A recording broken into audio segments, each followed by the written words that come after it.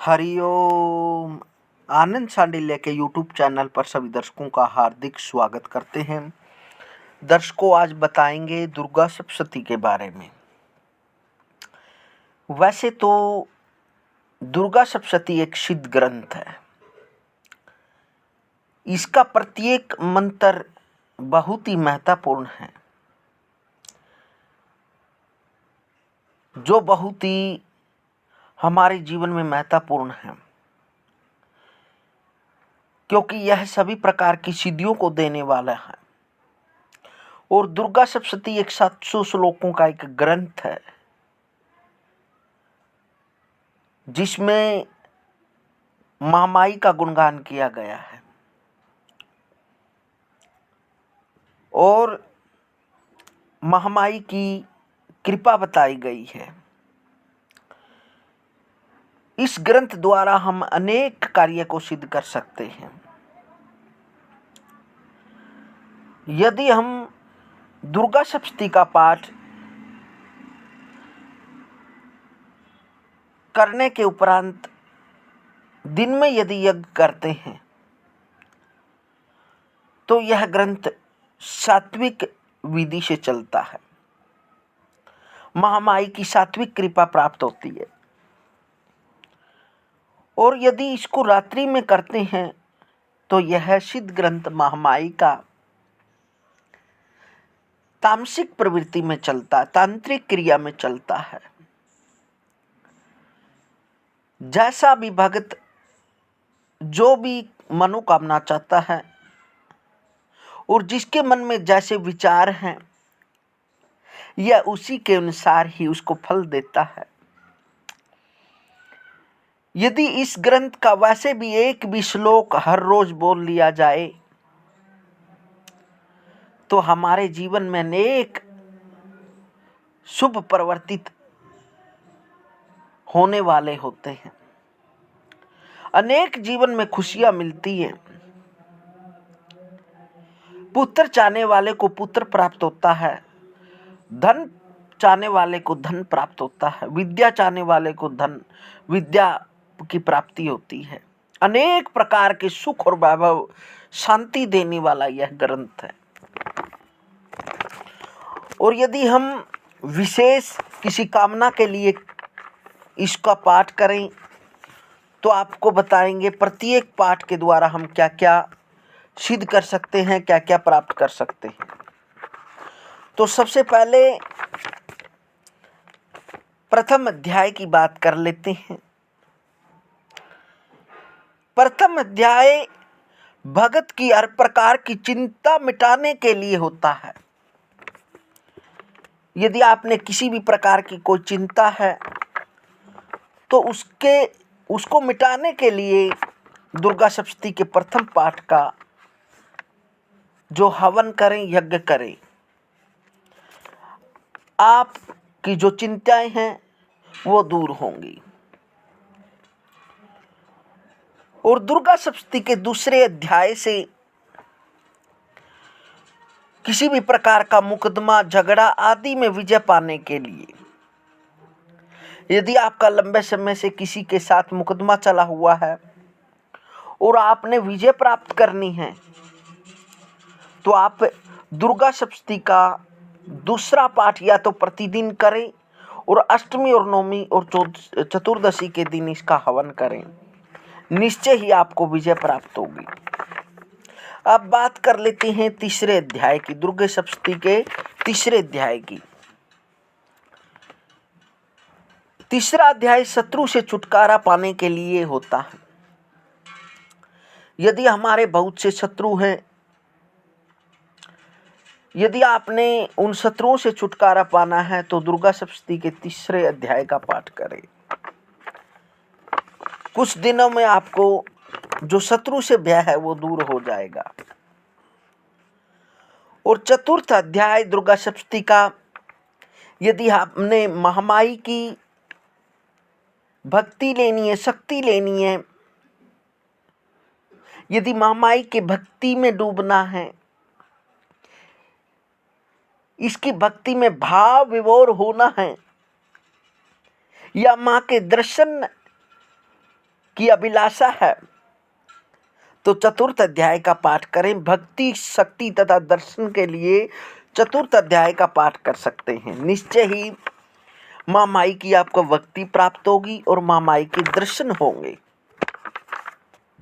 ये मेरा अनुभव भी कहता है। कुछ माँ की जो कृपा प्राप्त होगी, कुछ माँ की झलक आपको दिखाई देगी। पंचम अध्याय यह भी भक्ति, शक्ति तथा दर्शन पाने के लिए होता है। यदि महामाई की भक्ति लेनी है और महामाई से शक्ति अर्जित करनी है या महामाई की आपने कुछ झलक देखनी है तो पंचम अध्याय का पाठ करें। निश्चय ही आपको महामाई की कृपा प्राप्त होगी। छठा अध्याय के लिए यदि हमारे मन में किसी प्रकार का डर है या हमारे मन में कोई ये शंका है कि आपका कोई बुरा होने वाला है या आपको किसी कार्य को करने के लिए उसमें बाधाएं आती हैं तो षष्ठम अध्याय का पाठ करें। डर, शक, बाधा हटाने के लिए षष्ठम अध्याय का पाठ करें महामाई का। सप्तम अध्याय यदि आपके मन में जो भी शुभ इच्छाएं हैं, जो भी कामनाएं हैं, उसको पूर्ण करने के लिए महामाई का सप्तम अध्याय, दुर्गा सप्तशती का सप्तम अध्याय का पाठ आपके लिए बहुत ही अच्छा रहता है। हर कामना पूर्ण करने के लिए सप्तम अध्याय दुर्गा सप्तशती का आप करें, निश्चय ही आपकी हर कामनाएं पूर्ण होंगी। अष्टम अध्याय मिलाप व वशीकरण के लिए यदि आपका कोई अपना आपसे बिछड़ गया है या आप किसी को अपने बस में करना चाहते हैं या आप किसी भी प्रकार का किसी से मोहन स्तंभन आदि करवाना चाहते हैं, करना चाहते हैं, फिर आप दुर्गा सप्तशती के अष्टम अध्याय का पाठ करें। क्योंकि ये नहीं होता, कई बार बोल देते हैं कि मेरा उसने मेरे पितर बंधा दिए हैं या मेरे घर में कुतंत्र कर दिया या मेरा कार्य बंधा दिया। लेकिन भक्तों, ऐसा होता तो है लेकिन सभी के घरों में ऐसा नहीं होता, सभी भक्तों के साथ ऐसा नहीं होता।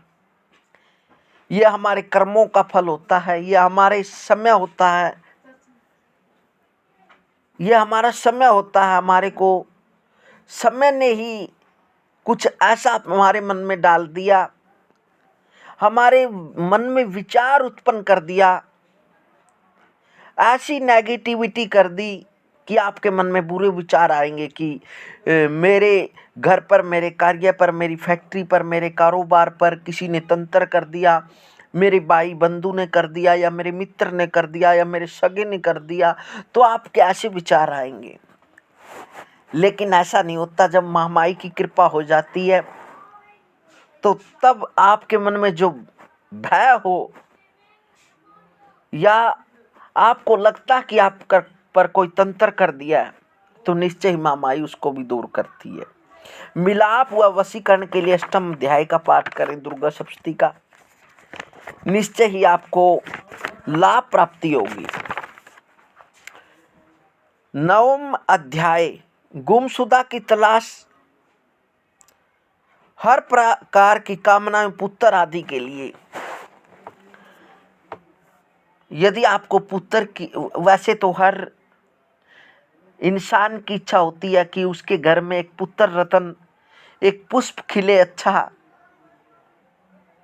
जो गुणवान और शीलवान, जो संस्कारी हो, हर व्यक्ति की इच्छा होती है। तो यदि माँ की कृपा आप चाहते हैं और चाहते हैं कि आपके घर एक अच्छा पुत्र रत्न, एक पुष्प खिले, तो नवम अध्याय का पाठ करें। यदि आपका व्यक्ति, आपका अपना काफ़ी दिनों से आपसे बिछड़ गया है, जिसका आज तक कोई पता नहीं लगा, और आप चाहते हैं कि मैं उससे मिलूं, तो फिर 9वें अध्याय का दुर्गा सप्तमी का पाठ करें और इसका हवन कर दें। कमल गट्टे से कर सकते हैं, लौंग इलायची से करें, हलवा से करें, खीर से करें, पूड़ी से करें,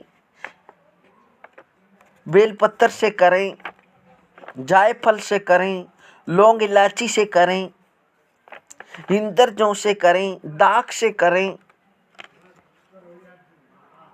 लाल चंदन से करें, सफेद चंदन से करें, देसी गऊ के घी से हवन करें, पुष्पों से करें, निश्चय ही आपको महामाई की कृपा प्राप्त होगी।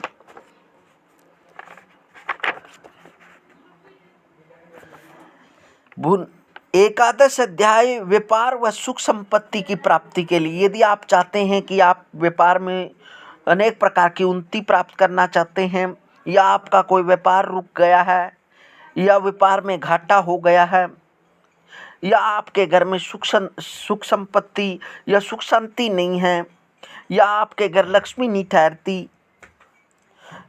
सुख संपत्ति की प्राप्ति के लिए, व्यापार को चलाने के लिए एकादश अध्याय दुर्गा सप्तमी का पाठ करें। निश्चय ही आपको लाभ प्राप्त होगा, निश्चय ही आपको महामाई की कृपा प्राप्त होगी।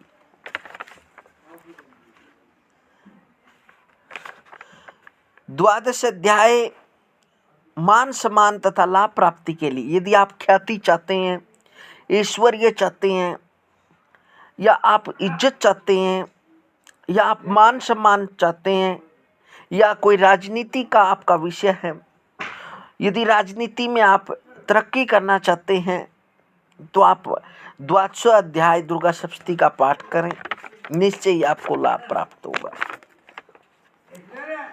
त्रयोदश अध्याय, यदि महामाई की भक्ति में आप इस जीवन को लगाना चाहते हैं, तो बार बार भक्ति की प्राप्ति के लिए त्रयोदश अध्याय का पाठ करें, निश्चय ही आपको महामाई की भक्ति प्राप्त होगी, और आपको स्वप्न के माध्यम से महामाई का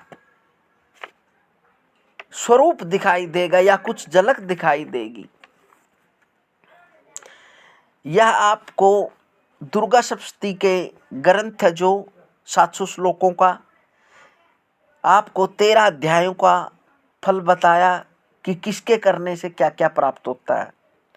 आगे आपको जो दुर्गा सप्तमी का विशेष पार्ट है, पार्ट तो मैं नहीं कहूँगा, अंग है, महामाई की कृपा है। मैं नहीं चाहता कि मेरे मुख से कुछ ऐसा शब्द निकल जाए कि आपके हृदय को विदर्ण करे या आपको बुरा लगे।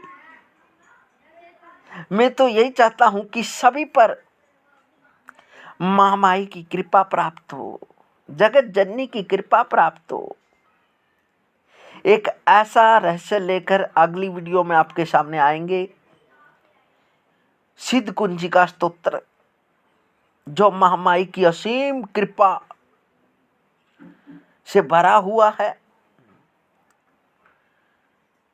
और उसमें महामाई की विशेष शक्ति का भंडार है, वह आपको आगे बताएंगे। यदि दर्शकों यह जानकारी आपको अच्छी लगी तो कमेंट के माध्यम से बताएं, और आनंद सांडिल्य चैनल सब्सक्राइब करें और वीडियो को लाइक करें। हरिओम हरिओम हरिओम।